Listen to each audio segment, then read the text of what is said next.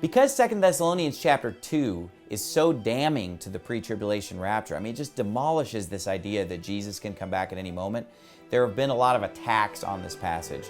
First and foremost, all of the modern Bible versions have changed this passage. You have to have a King James Bible to get the real meaning, because the new versions, instead of saying that the day of Christ is not at hand, which is what Paul is actually saying, they have it saying that the day of the Lord has already happened.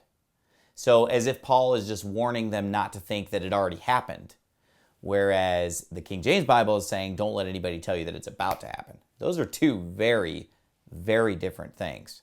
And it's funny because you'll even talk to people that are supposedly King James only, but then they'll come at you with, well, they thought that the day of the Lord had already come. Well, that shows you that they're either reading an NIV or they're listening to somebody who reads the NIV. Most of the changes in the modern Bible versions are strategic. They're not incidental, coincidental, or accidental. And so you have to ask yourself, why did the devil want to change this passage? Why did he want to change that text even in the Greek?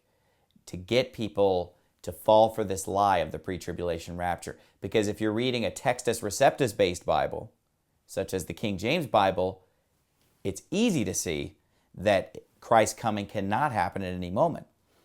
Another attack on this passage, besides the modern false Bible versions, is that some people will try to say that verse 3, when it says the falling away, is actually referring to the rapture. Now, this is so weird and silly. I mean, you can't even make this stuff up. I mean, how could somebody read the Bible and get rapture from falling? You know, when the rapture happens, we're going up, not down, right? If you're going down at the rapture, something's wrong. You know, you're going to the wrong place, right? That's where hell is.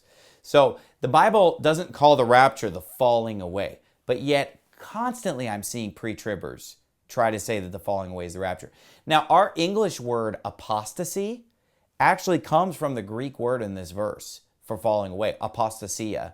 You know, that's where we get our word apostasy. This is talking about falling away from the faith, falling away from, doctrine and doctrinal correctness.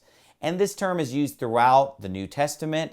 It's used throughout the Bible to always refer to leaving the right doctrine, leaving the truth.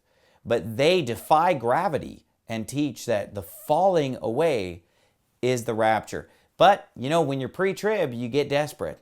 So that's the kind of stuff you come up with.